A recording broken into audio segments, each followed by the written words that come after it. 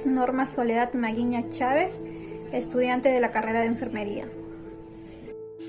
Soy la alumna Martina Flores Lucero Dayana, con la carrera profesional de Ingeniería Civil.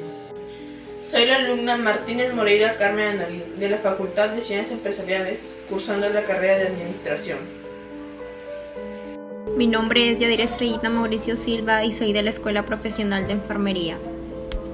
Es María Alejandra Mesa Araujo, soy de la carrera de Ingeniería Civil.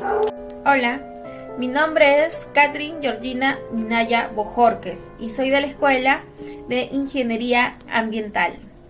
Hola, mi nombre es Carlos Joel Muja Costa, pertenezco a la Facultad de Enfermería. Hola con todos, mi nombre es Yamelin Ximena Pantachunga, tengo 17 años de edad y soy estudiante de la carrera de Enfermería de la Universidad César Vallejo. Mi nombre es Eliane del Rosario Quito Barco y soy estudiante de la Escuela Profesional de Enfermería. Mi nombre es Valeria Arlet Ramos Peña y estudio la carrera de Enfermería.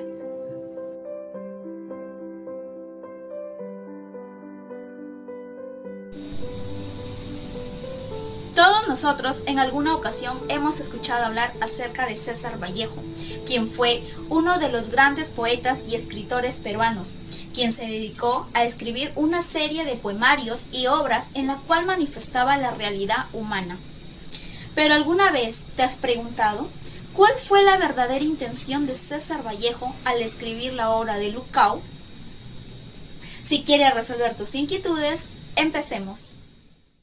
En el año 1982, en el pequeño pueblo de Santiago de Chuco, Huamachuco, La Libertad, nació nuestro mayor poeta, César Vallejo. Sus padres fueron Francisco de Paula Vallejo y María de los Santos Mendoza. A partir de entonces, César Vallejo relató sobre la problemática social como Tuxteno y Paco Yunque. Además de ello, los dramas como la obra de Lucao. La obra se escribió cuando Vallejo estaba en Francia en el año 1930. Pero ¿qué es lo que ocurre? Que a pesar de que él estaba en Francia, la obra la dedicó al Perú, ya que la obra habla acerca de los desempleados que hubo en un pueblo andino del Perú.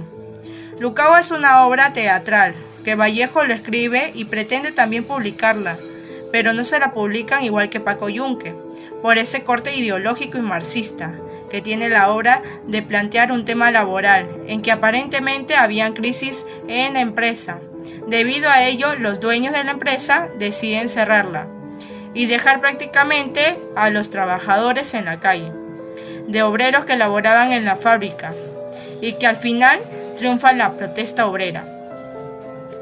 Cuando los obreros estaban reunidos en un taller de una fábrica metalúrgica, se enteran que la fábrica va a cerrar y el propio director es el que viene a comunicarles de este hecho. Naturalmente, afirma que los patrones no son responsables de esta situación y que se debe a una crisis internacional.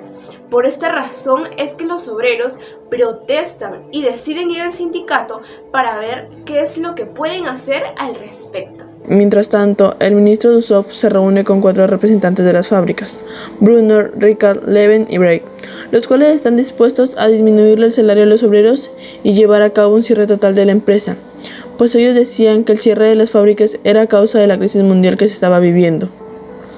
Antes de que finalice esta reunión, logra uno de los patrones reunirse con el ministro Dussopt para lograr ofrecer una tregua, pero Dussopt amenaza con renunciar a dejar de ser el ministro de Trabajo, pero Brecht logró persuadirlo con los chantajes que ya tenía en mente. Todos los obreros y personas esperaban afuera del lugar donde se habían reunido estos directivos con el ministro de Trabajo. Sale uno de los directivos y comenta que la reunión no había logrado llegar a nada, que no había tenido ningún acuerdo en ese momento. Los obreros gritaban que salga el ministro, que dé la cara. Las entrevistas ya no ayudaban a llegar a nada, pues siempre se decía lo mismo. Es aquí donde se inicia la huelga, a pesar de que los obreros quisieron que sea una huelga pacífica, pues no se pudo, y todo empezó a empeorar. Es aquí donde empiezan los enfrentamientos entre los obreros con los policías y los sindicatos. Raimundo era un obrero comunista. Este logra esconderse en su casa junto a su novia. Ella le pide que por favor no vaya, que se aleje de todo ese problema, pero por el amor a su madre que él le tenía. pero él dijo en ese momento que el amor que él le tenía a ella y a su madre no era nada comparado con el amor que él sentía hacia sus camaradas en ese momento. Él mejor le pide que se retire de ahí y que vaya donde su madre. Cuando ella logra reunirse con la madre de Raimundo, intentan huir las dos, pero es aquí donde la novia de Raimundo le cae una bala perdida y ella muere. La madre del obrero intenta seguir huyendo, pero es atrapada y lamentablemente muere. 5 días después de que había iniciado la huelga, esta llega a su fin. El día que la huelga termina era de madrugada. Los obreros lograron ganar y se firmó un acuerdo en el cual se estableció de que no se cerrarían las fábricas y que tampoco se les reduciría el salario a los obreros. A pesar de que habían logrado ganar y que habían retornado a sus labores en la fábrica metalúrgica, se vivía un ambiente lágrime, ya que habían perdido a seres queridos muy importantes para los obreros. Es aquí donde Raimundo da a conocer que él había perdido a 2 seres queridos que amaba mucho y les pide a sus compañeros no bajar la guardia, pues de que esta era una de las partidas que ganaban de muchas más que se podían venir. En la obra de Lucaus, del gran escritor César Vallejo, se observa una gran cantidad de obreros que están realizando una marcha, una huelga para que se respeten los derechos del trabajador. Y también se observa cómo una gran cantidad de policías los atacan, los agreden para que se retiren del lugar y terminen con esa huelga. Pero los obreros hicieron caso omiso. Entonces los policías los empezaron a agredir y los obreros se iban alejando poco a poco. Y conforme se iban alejando, iban gritando: ¡vivan los obreros! ¡Vivan los huelguistas! Y ¡vivan los obreros trabajadores! Los obreros nomás se iban alejando, pero seguían con la huelga. Entonces, al ver eso, los policías llamaron a una tropa de policías montados a caballos. Y los obreros, al ver eso, mejor decidieron dejar el lugar para evitar mayor tragedia. El problema de investigación que abordamos es la ideología de César Vallejo, en su obra teatral Look Out, delimitándolo más exactamente a la ideología marxista del gran poeta, ensayista y dramaturgo peruano.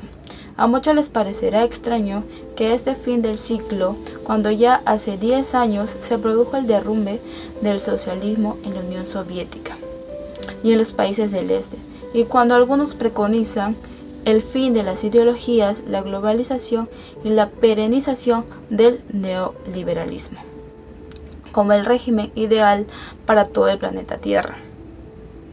A alguien se le ocurre ocuparse de ese tema.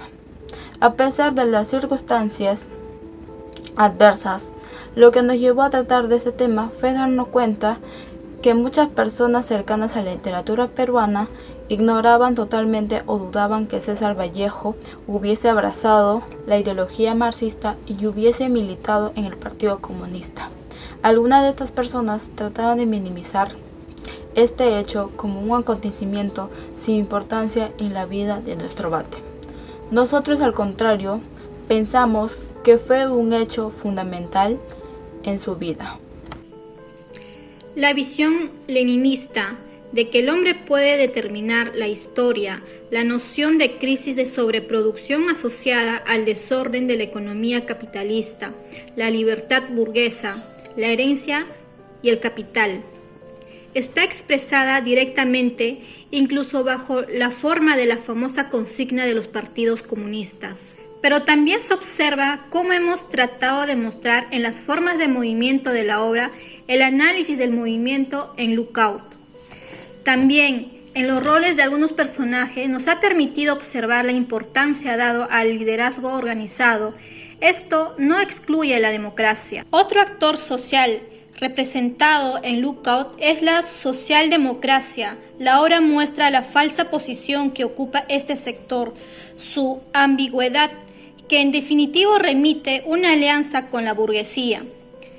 En los años 10 y 20, la socialdemocracia apareció como tal frente a los sectores de los bolcheviques. Esto está en relación con otro tema que hemos podido observar que compete al hecho fundamental. Además, en lo que respecta al tema de la ideología, de que según el marxismo, la participación del individuo en el proceso económico determina En última instancia, su actuación más allá de sus valores conscientes.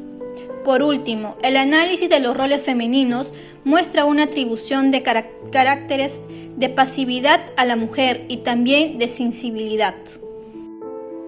En la actualidad, la protesta es una de las opciones para todo trabajador hacer valer sus derechos como todo ciudadano. Por ende, así pasen los años, la protesta seguirá siendo una de las mejores armas para levantar la voz y dar nuestros puntos de vista para así llegar a un buen acuerdo.